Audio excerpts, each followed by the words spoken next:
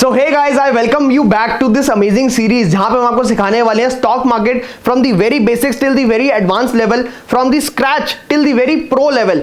And I guarantee you कि अगर आपने ये series from the first day till the very end of the day देख ली तो आप बन सकते हैं एक प्रो ट्रेडर। इस सीरीज में हमने अब तक बात करी है कंटिन्यूएशन पैटर्न्स की, रिवर्सल पैटर्न्स की।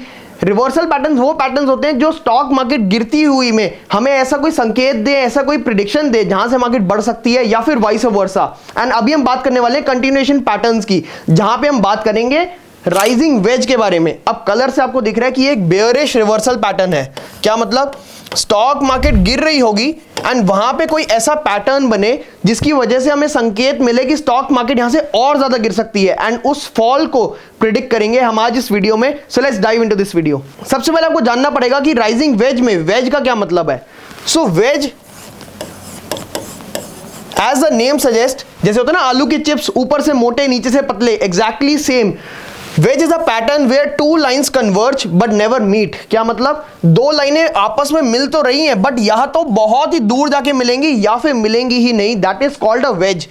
वेज पैटर्न्स में राइजिंग वेज का क्या मतलब है कि कुछ ऐसा पैटर्न हमें दिख रहा होगा कि ये ऊपर की तरफ बढ़ रहा है गिरती हुई मार्केट में, जिसकी वजह से हमें संकेत मिलेगा कि यहां से स्टॉक गिरने वाला है। सो अगर आपको बहुत ही डिटेल्ड एनालिसिस में समझा के दिखाऊं, सो लेट्स सपोज यहां पे स्टॉक कुछ ऐसा ट्रेंडिंग होगा, स्टॉक ऐसे गिर रहा होगा एंड यहां पे हमें कुछ ऐसा पैटर्न देखने को मिले। अब ये हमें कैसे देखने को मिलेगा? लेट्स से कि यहां पे स्टॉक ने एक लो लगाया, यहां पे हाई लगाया, देन लो लगाया, हाई लगाया, लो लगाया, हाई लगाया। क्या मतलब? जो इसकी रेंज है वो नैरो डाउन होती जाएगी। सो लेट्स सपोज यहां पे जो गिरने लगा दैट वाज प्राइस 100 एंड यहां पे जो गिरा ये 50 पे आगे इसने सपोर्ट ले लिया। अगेन जब वहां से वो बढ़ने लगा तो ये प्राइस जो था ये 110 था, बट जो ये इसका नेक्स्ट हायर लो था वो लेट्स सपोज 65 था, तो हमें दिख रहा है रेंज नैरो होती जा रही है। देन लेट्स सपोज कि ये 112 था एंड ये रेंज होगी 75, तो हमें दिख रहा है कि रेंज छोटी होती जा रही है। लेट्स सपोज ये वाला 115 था एंड ये हो गया 80। इससे हमें क्या समझ आ रहा है कि ये जो रेंज है ये बहुत ज्यादा छोटी हो रही है, कंसोलिडेट हो रही है। एंड हमें दिखेगा जैसे यहां से स्टॉक गिरेगा तो बहुत ही शार्प हमें डाउन साइड देखने को मिलेगी, एंड इस डाउन साइड को पकड़ने के लिए हम यूज करेंगे राइजिंग वेज पैटर्न का। अब इस राइजिंग वेज में आपको स्टॉप लॉसेस कहां रखने हैं? आपको स्टॉप लॉस या तो आप रख सकते हो इसी ट्रेंड लाइन के ऊपर या फिर नियरेस्ट स्विंग हाई। मतलब अगर ये स्विंग हाई बना है तो इसके आसपास यहां कहीं अपना स्टॉप लॉस रख सकते हो। टारगेट्स क्या रहने चाहिए? एटलीस्ट ये डेप्थ। तो क्या मतलब? जैसे ये 100 है एंड ये 50 से स्टार्ट हुआ, तो यहां से अगर ब्रेकडाउन आपको देखने को मिलता है, पहली बात तो आपने डायरेक्टली ब्रेकडाउन पे कभी भी ट्रेड नहीं लेना। हमेशा जैसे ही ब्रेकडाउन हो आपको वेट करना है एक रीटेस्ट का, वापस स्टॉक उस प्राइस पे आने का जहां से हमें ब्रेकडाउन देखने को मिला था। एंड यहां से हमें जब थोड़ा सा रिवर्सल, थोड़ा सा बेयरिश साइन मिलता है तो हम यहां पे करेंगे शॉर्ट सेल की एंट्री। इधर हम करेंगे शॉर्ट सेल एंट्री या फिर जो आपने अपनी लॉन्ग पोजीशन बनाई होगी उसको हम कर देंगे यहां पे एग्जिट। आई एम अज्यूमिंग कि यहां पे आप शॉर्ट करने के लिए बैठे हैं। सो जैसे ही आपने यहां पे शॉर्ट सेल की एंट्री करी, हमें दिखेगा कि प्राइस हमारा जो टारगेट है वो क्या होना चाहिए? नेक्स्ट 50 पॉइंट्स का। लेट्स सपोज ये ब्रेकडाउन लेवल था 75, तो हमारा फर्स्ट टारगेट होना चाहिए 15 का। क्यों ऐसा मैंने 15 कैसे निकाला एग्जैक्ट? क्योंकि ये जो हमारी रेंज थी, ये जो हमारा कंसोलिडेशन का सबसे हाईएस्ट लेवल था, यहां तक हमें मार्केट देखने को मिल सकती है। इस तरीके से आप एटलीस्ट 1:3, 1:4 का रिस्क रिवॉर्ड रेशियो मेंटेन कर पाएंगे। मतलब अगर आप 1 रुपए मार्केट को दे रहे हैं तो आप 3 रुपए कमाएंगे, 1 रुपए दे रहे हैं तो 4 रुपए कमाएंगे। एटलीस्ट 1:2, 1:3 का आप जो इसमें टारगेट रखेंगे तो आप इसमें लंबे समय में पैसे कमा पाएंगे।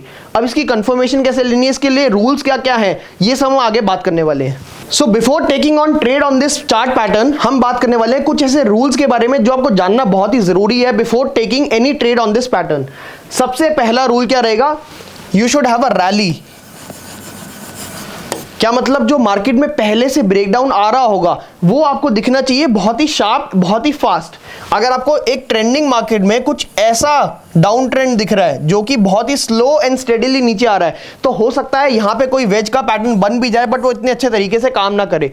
सो यहां पे आपको क्या चाहिए? सबसे पहले आपको चाहिए एक बहुत ही स्ट्रॉन्ग रैली की। अगर करेक्शन आ रही है तो बहुत तेजी से करेक्शन होके आए तो ये वेज पैटर्न काम करेगा। सेकेंड, आपको क्या चाहिए?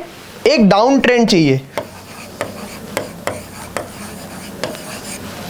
तो जब तक डाउन ट्रेंड ना हो, क्योंकि ये कंटिन्यूएशन पैटर्न है, ऑल्दो ये आपको राइजिंग वेजेस ब्रेक डाउन होते हुए दिखेंगे बढ़ती मार्केट में भी, ऐसा आपको पैटर्न दिखेगा हो सकता है, या फिर कुछ ऐसा पैटर्न आपको दिख सकता है।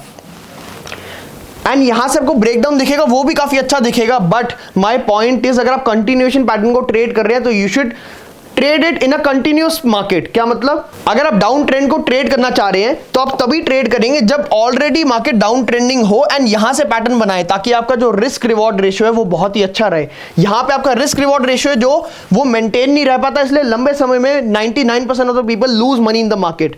ये कुछ छोटी छोटी ऐसी ट्रिक्स हैं जो अगर आप फॉलो करेंगे तो आप लंबे समय में पैसे कमा पाएंगे एंड कुछ मार्केट आपको रिवॉर्ड करेगी फॉर योर रूल्स। तो यहां पे जब हमें गिरती मार्केट में कुछ ऐसा वेज पैटर्न देखने को मिले, नीचे गिरे, रीटेस्ट करे, देन आप यहां पे एंट्री बनाएंगे। सो आपकी जो नजर है ना, ट्रेडर की नजर होती है चील जैसी, अपने टारगेट को देखती रहती है तब तक जब तक उसके बहुत एकदम क्लोज ना आ जाए। एंड जैसे ही यहां पे आपको दिखा कि मेरा टारगेट या मेरा रूल एकदम पॉइंट पे आ गया है, then you attack and then you short sell. That is how you make money in the market. ये रूल्स के साथ अगर आप ट्रेड करेंगे with risk reward of 1:2, 1:3, even 1:4, तो आप पैसे बना जाएंगे। नाउ आपको ये हो गई थ्योरेटिकल बात। नाउ हम आपको दिखाने वाले हैं कि प्रैक्टिकली ये कैसे चार्ट्स में काम करता है, इसके लिए कंफर्मेशन कैसे ली जाती है with volumes, with another chart patterns, and कैसी मार्केट में इसको ट्रेड करना चाहिए। सो गाइस, राइजिंग वेज का एग्जांपल दिखाने के लिए हम आपको प्रैक्टिकली चार्ट्स पे लेके आ चुके हैं। एंड प्रैक्टिकली चार्ट्स में हम आपको दिखाएंगे कि ये कैसे ना सिर्फ स्टॉक्स में बल्कि इंडेक्स में भी बहुत अच्छे तरीके से काम करता है। बट उससे पहले आपको जानना पड़ेगा कि हम किस टाइम फ्रेम पे हम किसको एनालाइज कर रहे हैं। सो हम निफ्टी 50 इंडेक्स को एनालाइज कर रहे हैं 1 आवर के टाइम फ्रेम चार्ट पे, यानी हर कैंडल एक आवर को रिप्रेजेंट कर रही है। अगर हम देखें तो निफ्टी का जो ऑलरेडी सेंटीमेंट चल रहा था वो नेगेटिव था। यहाँ से मार्केट गिरती हुई आ रही थी एकदम टॉप लगा के, एंड यहाँ से वापस बढ़ने लगी एंड ऑल टाइम हाई के आसपास जाके दोबारा यहाँ से मार्केट ने एक सप्लाई देना शुरू करी, जिससे हमें समझ आ रहा है कि यहाँ से यहाँ तक मार्केट एक शॉर्ट टर्म जो उसका ट्रेंड है वो डाउन ट्रेंड है। क्योंकि ये कंटिन्यूएशन पैटर्न है तो शॉर्ट टर्म डाउन ट्रेंड भी हमारे को एक डाउन ट्रेंड सिग्निफाई कर रहा है। एंड यहाँ से हम नीचे का ट्रेड एक बना सकते हैं अगर हमें कोई कंटिन्यूएशन पैटर्न दिखता है, जैसे कि राइजिंग वेज या हम इसको कहें बेयरिश वेज। अगर हम देखें यहाँ से कैसे बना वेज, तो यहाँ से स्टॉक गिरता हुआ आया या निफ्टी गिरता हुआ आया, एंड यहाँ से जो हाइज लगाए वो काफ़ी शार्प हाइज थे, बट जो हमारे यहाँ से जो लोज थे वो काफ़ी शार्पली बढ़ रहे थे, यानी हायर लोज यहाँ से यहाँ तक बढ़ते हुए हमें दिख रहे थे, बट जो हाइज थे हमारे वो तेज़ी से नहीं बढ़ रहे थे एज कम्पेयर टू इट्स लोज। तो हमें दिख रहा है एक वेज की फॉर्मेशन होते हुए। एक बार आपके लिए लाइन रिमूव करता हूँ, एंड यहाँ से अगर हम देखें यहाँ पे हमारा इसका ब्रेकडाउन मिल गया। ऑल्दो ये बहुत ही बढ़िया एंट्री नहीं थी क्योंकि वॉल्यूम कन्फर्मेशन नहीं थी यहाँ पे। अगर हम यहाँ पे 50% क्वांटिटी एंटर करते हैं, रेस्ट 50% यहाँ पे एंटर करते हैं इस वाली कैंडल पे, जिसके आपको वॉल्यूम्स देखेंगे काफ़ी ज़्यादा है, तो यहाँ पे आप अपनी 100% क्वांटिटी ऐड कर सकते हैं, बाकी जो 50% बची। एंड यहाँ से अगर हम अपना स्टॉप लॉस देखें तो सिर्फ this swing high low, this swing high यानी अराउंड 1% के आसपास हमारा स्टॉप लॉस बन रहा है। एंड टारगेट देखें तो दिस इज अराउंड 4%। मतलब बिलीव मी गाइस, आप कितना बढ़िया टारगेट पिक कर सकते हैं विद इन अ वीक। मतलब आपने वेंसडे को एंट्री लिया, नेक्स्ट थर्सडे से पहले आपने 4% कमा लिए, वो भी फ्रंट लाइन इंडेक्स में, जो कि कितना बढ़िया ऑप्शन है। अगर आप यहाँ कहीं भी एग्जिट कर देते हैं लास्ट डे की क्लोजिंग पे भी, तो भी आप 2, 2.5, 3% कमा लेते हैं, विच इज मोर देन 1:3। मतलब 1:3, 1:4 तो आप इजीली ले लेंगे। So this is the power of continuation pattern, specially rising veg. So guys, rising wedge का सेकंड एग्जांपल हम आपको दिखाने लेके आ चुके हैं एसबीआई के डेली चार्ट पे, जहां पे हम बात करने वाले हैं 27 अगस्त को। 27 अगस्त 2015 में क्या हो रहा था, एसबीआई ऑलरेडी एक टॉप बना के वहां से गिर रहा था, तो इसका जो शॉर्ट टर्म ट्रेंड था वो डाउन की तरफ था। एंड यहाँ पे हमें दिखा कि स्टॉक थोड़ा सा कंसोलिडेट करता है, जिसमें इसके जो लोज हैं वो ऊपर की तरफ बढ़ते जाते हैं, यानी हायर लोज बना के स्टॉक ऊपर जा रहा है। एट द सेम टाइम अगर हम देखें जो उसके हाइज हैं वो लो होते जा रहे हैं, बट जो लो होने की पेस है वो हाई से थोड़ी सी कम है। दैट इज वाई यहाँ पे एक वेज बन रहा है। अगर हम देखें इस वेज का जो ब्रेकडाउन है वो हमें जूम करके एक बार देखें तो अराउंड दिस लेवल यहाँ कहीं मिल रहा है। ऑल्दो ये बहुत ही ज़्यादा स्ट्रॉन्ग नहीं, क्योंकि यहाँ पे हमें वॉल्यूम बहुत ज़्यादा स्ट्रॉन्ग नहीं मिल रही, बट यहाँ पे हमें कहीं कंफर्म हो गया कि ये वॉल्यूम के साथ ब्रेकडाउन है, एंड ये बहुत ही अच्छी एंट्री हमारी बन सकती है एक। अगर हम यहाँ से देखें तो हमें कितना अच्छा ब्रेकडाउन मिला, अराउंड दिस लेवल 36% के आसपास हमें ब्रेकडाउन देखने को मिला, जो कि बहुत ही स्ट्रॉन्ग ब्रेकडाउन है। अगर हम यहाँ कहीं भी इसको कैच कर लेते 20-25% तो भी बहुत बढ़िया था। एंड यहाँ से हम अपना स्टॉप लॉस देखें तो सिर्फ 8-9% का मेयर स्टॉप लॉस रहेगा, तो आपको दिखेगा कि मतलब आपको 9% के बदले कंजर्वेटिव होके भी 1:3 25% से भी ऊपर का आपको स्टॉप लॉस मतलब टारगेट अपना देखने को मिल रहा है। एंड थोड़ा सा अगर आप और रिस्क लेस को होल्ड करें तो 30-34-35% भी आपको मिल सकता है। This is the power of continuation pattern, जो आपको देखने को मिल सकता है कितने बढ़िया तरीके से वहां पे स्टॉक ने नीचे कंसोलिडेट किया, यहीं से ऊपर मार्केट वापस बढ़ने लग गया। तो 1:2 1:3 तो आपको इजीली मिल जाएगा। थोड़ा सा और होल्ड करेंगे या ट्रेल करेंगे तो 1:4 भी लेके आप बाहर हो सकते हैं। This is how you can trade rising wedges in a falling market. Now towards the outro of this video. So guys I hope आपको ये वीडियो अच्छी लगी होगी। आपने देखा कि हमने कैसे प्रैक्टिकली एंड थ्योरेटिकली बोथ आपको समझाया कि वेजेस कैसे काम करते हैं, कितने बढ़िया तरीके से आपको पैसे देके जाते हैं, इसमें आपका रिस्क रिवॉर्ड क्या होना चाहिए एंड प्रॉफिट किस तरीके से आप इसमें कमा सकते हैं।